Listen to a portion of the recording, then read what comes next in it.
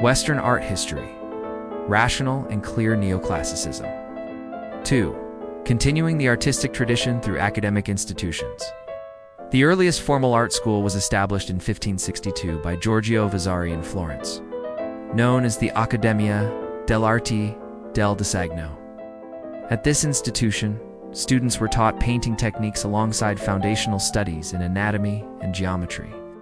A decade later, the Accademia di San Luca was founded in Rome.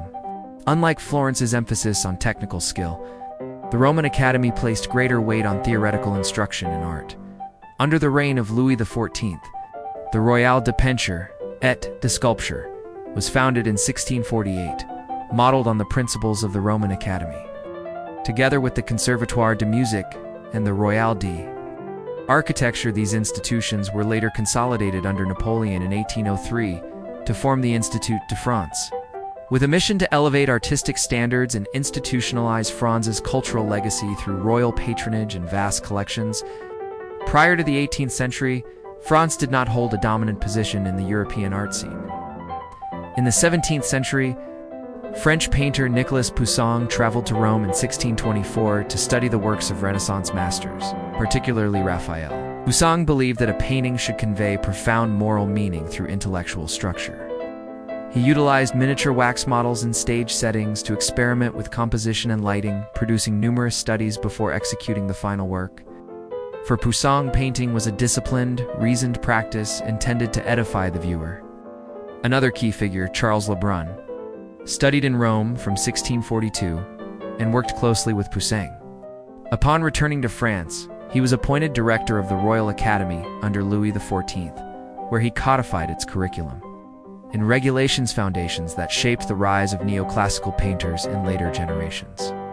The original intent of the Royale was to elevate artists above the level of tradesmen, freeing them from the restrictions of guilds and defending their intellectual and creative independence. Academic training emphasized rational principles, linear perspective, anatomical proportion, geometric composition, structural accuracy, and chiaroscuro were all central to artistic development. Admission to such academies was rigorous. Candidates needed endorsements from established artists and had to pass entrance evaluations. Once admitted, students underwent years of structured training. At the École des Beaux-Arts, for example, foundational exercises known as focused on nude figure drawing. Students began by copying canonical sculptures, mastering contour, proportion, and light and shadow. Only after demonstrating proficiency could they progress to drawing from life. This rigorous theory-driven pedagogy ensured the continuity of artistic tradition through academic discipline. Institutions modeled on the École des Beaux-Arts eventually spread across Europe, such as the Royal College of Art in the United Kingdom. In 1661, Louis XIV also founded the world's first Royal Dance Academy in Paris, personally developing a curriculum covering movement technique, choreography, music, stagecraft, and scenography. He performed in 26 ballets, beginning at age 13 and retiring from the stage at 30. Notably, he portrayed the mythological Sun King, a performance that cemented his enduring title. The court brought together artistic figures such as Jean-Baptiste Lully and Pierre Beauchamp to refine the art of ballet. Beauchamp codified 5 basic foot positions and 12 arm positions, establishing a technical foundation still in use today. The Academy's dance graduates were highly versatile, and many later became founding members of the Royale de Danse, the predecessor of today's Paris Opera Ballet. Louis XIV also restructured the Royal Academy of Painting and Sculpture in 1661. In 1667, the first official Salon exhibition was held and soon became a biennial event. These exhibitions were later moved to the Louvre Salon, and the Royal Art Collection was made semi-public. The term salon eventually referred to all state-sponsored exhibitions held in that space. In 1666, Louis XIV established the French Academy in Rome, selecting top French talents to study abroad. This initiative culminated in the Prix de Rome, a prestigious scholarship enabling winners to study in Rome for up to 5 years. Candidates were required to be French, male, unmarried, under 30, and to have passed the École des Beaux-Arts rigorous standards. After multiple rounds of selection, 10 finalists were tasked with producing a history painting over 72 days in isolation. The winners secured both artistic acclaim and future commissions. Notable alumni of the Academy included Ingres, Moreau, Delaroche, and Delacroix.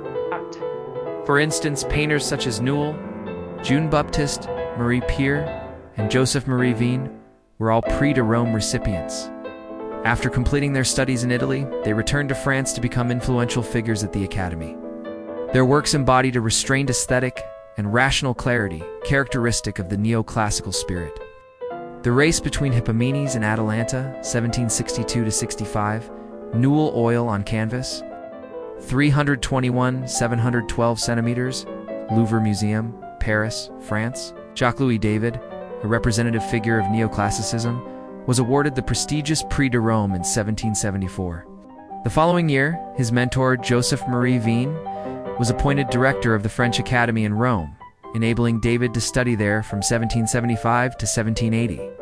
During his 6 years in Rome, David developed a deep interest in ancient Roman culture. He carefully studied archaeological findings such as commemorative medals, relief sculptures, and bronze statuary. Not only observed the excavation work at Pompeii, but also engaged closely with sculptors and archaeologists. Upon returning to Paris in 1780, David's reputation steadily grew. He later held prominent roles, including as a member of the National Assembly and chairman of the Committee for Education and Fine Arts, after Napoleon's rise to power. David was appointed official court painter, exerting significant influence on French art and contributing greatly to the development and preservation of the Louvre and the national art collections. In 1784, he was inducted into the Academy of Arts.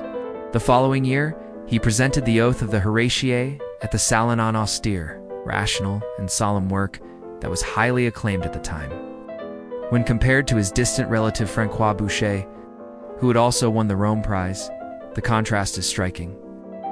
Boucher's portrait of Madame de Pompadour features luminous skin tones and delicately rendered fabrics with vibrant colors. In contrast, David's The Oath of the Horatii conveys monumental heroism with statuesque simplicity, emphasizing the noble ideal of sacrificing personal desire for the greater good. Throughout the development of Western art, the academic research and training system of institutions like the Academy of Arts has had a profound influence on artistic themes, techniques, and styles, and served as a driving force behind the rise of neoclassicism.